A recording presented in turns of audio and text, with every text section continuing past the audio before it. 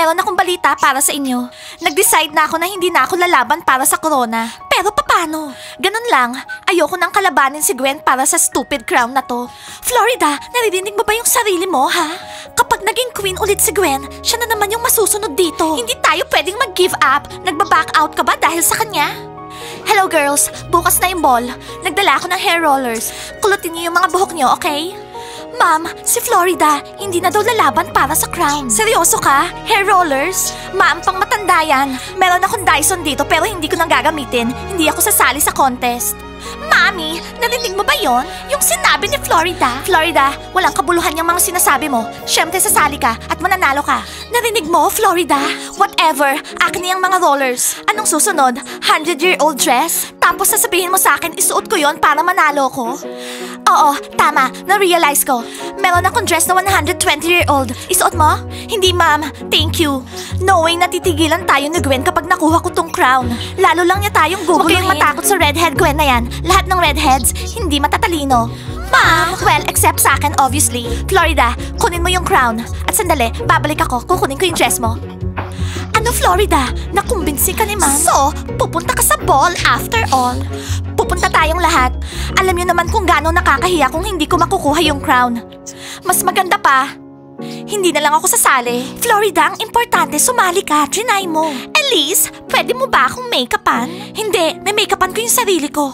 Hindi naintindihan ni ma'am. Yung hair rollers niya tsaka yung dress niya, old-fashioned. Hindi yun makakatulong sa pagkapanalo ko. Okay guys, tara na sa school.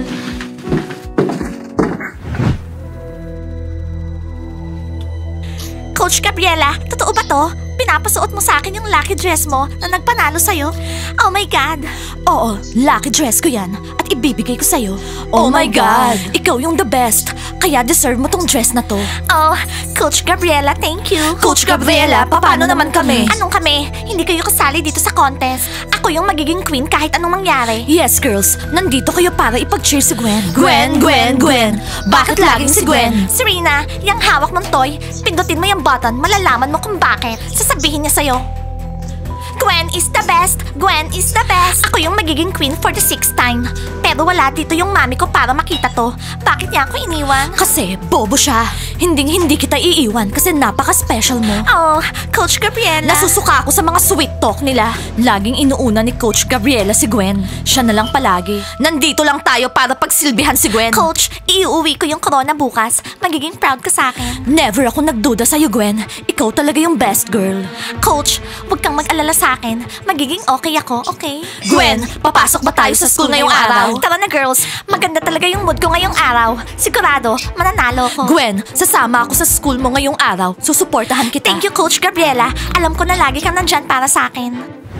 Gusto kong malaman sino kaya yung magiging queen. Girls, wala akong clue. Pero sigurado ko hindi isa sa atin. Mouse, maniwala ka sa sarili mo. Oo, pero alam mo ba kung ilang beses ko nang sinubukan maging queen? At hindi pa ako nanalo. Imagine, si Lily yung magiging queen. Ready na ba yung mga outfits nyo? Oo, pero tungkol ba talaga to sa mga outfits? Ha?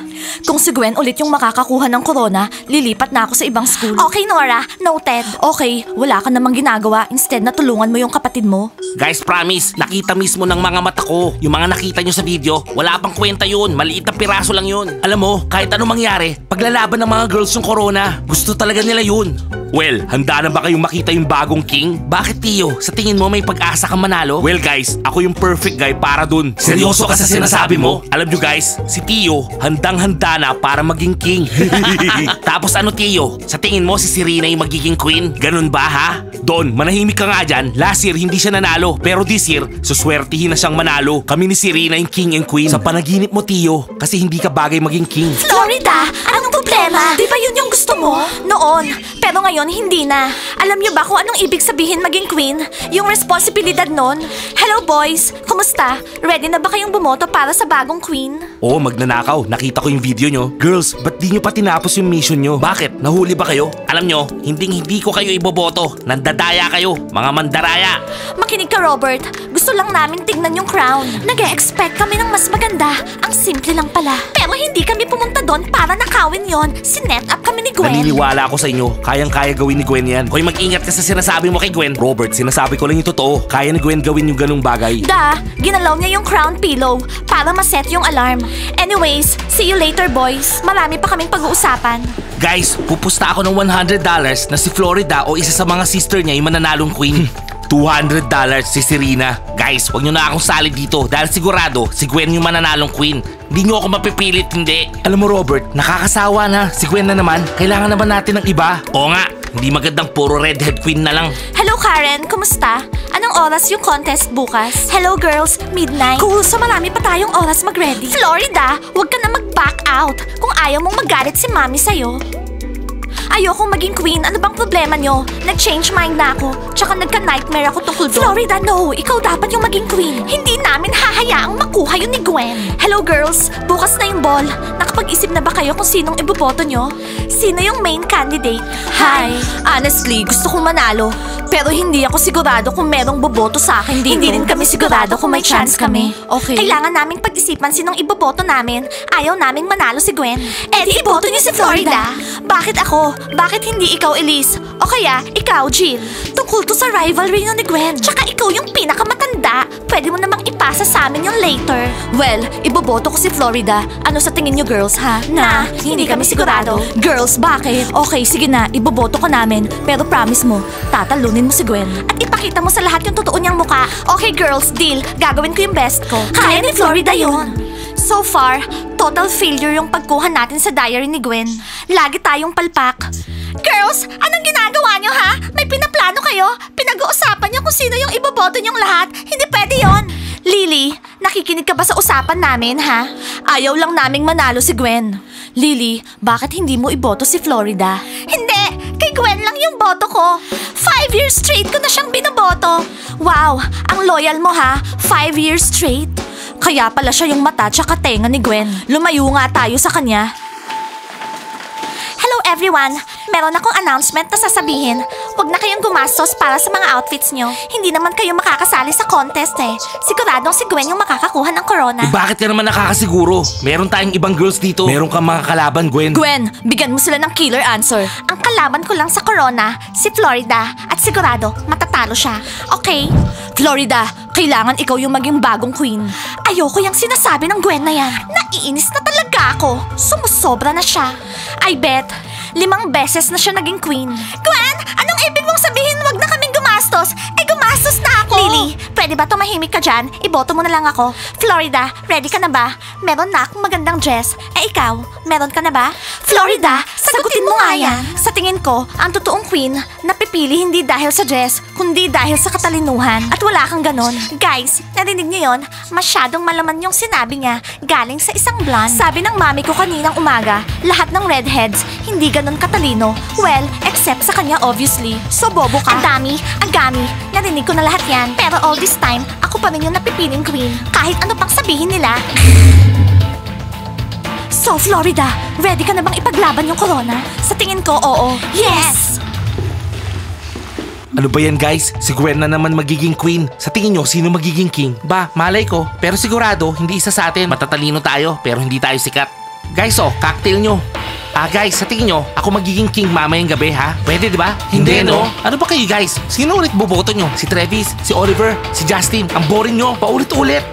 Hoy Urus, naririnig ka namin ha? Si Urus, may pinaplano sa inyo. Urus, kailangan mo ng queen para maging isang king at wala ka nun. At ako, meron akong queen, si Baby Serena. Oh guys, gets ko na. Ano gusto nyo? Vampire soda? Mami, kailangan kong hiramin yung old dress mo ngayong gabi. Please. Florida, sasali ka na, ha? Yes, ma'am. Kukunin ni Florida yung crown. At iboboto namin si Florida.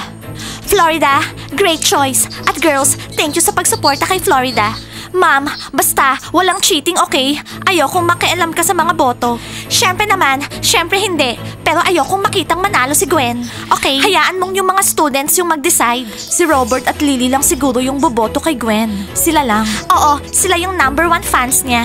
Okay, Florida, hayaan mong tulungan kita. Gagawin kitang star of the ball. Great, ma'am. Pero wag mo na akong kulutin, okay? Florida, alam ng mami natin yung ginagawa niya.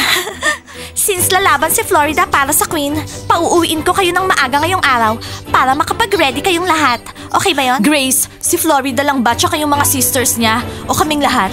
Kayong lahat, girls. Yung mga kaibigan ng daughters ko, kaibigan ko rin. Okay, girls. Mukhang pwede na tayong umalis. Pumunta tayo sa bahay. Yes! Florida, mamili tayo ng cool na ribbon para sa'yo. And Florida, remember, susuotin mo yung dress ko sa ball. Sure, ma'am. Isusuot ko yung dress mo at tatalunin ko lahat. Isa sa mga daughters ko, magiging queen to be. Mana talaga sa akin. Karen, ilista mo yung pangalan ko. Guys, kumusta? Ano, ready na ba kayong lahat na iboto yung next vampire queen, ha? Oo! Yes, kasali siya. Florida, tandaan mo, hindi importante na manalo ka. Ang importante, sumali ka. At okay lang na matalo. Florida, tignan mo nga siya. Hayaan niyo siya sa ngayon. Guys, pumili kayo ng maayos. Ayaw niyong maging queen ulit si Gwen, di ba? Tama ba ako? 6th year in a row. Gusto namin. Thank you sa suporta nyo, besties. Mas gusto ko pang si Gwen yung boss natin kesa sa isang blonde dyan.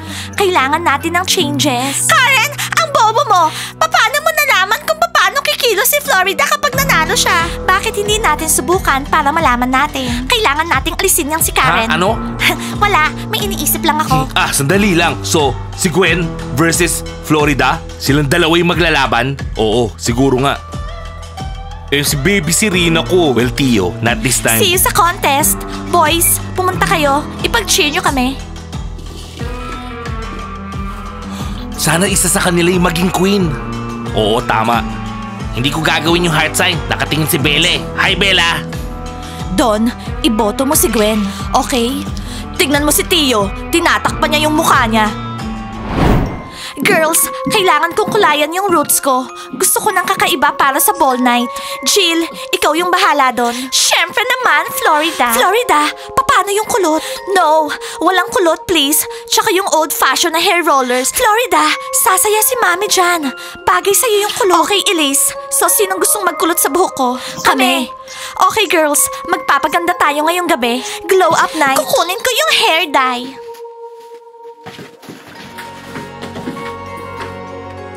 Dear Diary, Day 17, lalaban si Florida para sa corona. Sana mapasakin yung victory. Mouse, anong ginagawa mo? Sinecheck ko online paano gamitin yung hair curlers. Ang alam ko lang curling iron. Nakita niyo na ba yung dress ni Mami? Hindi pa. Unfortunately, sana hindi pangit.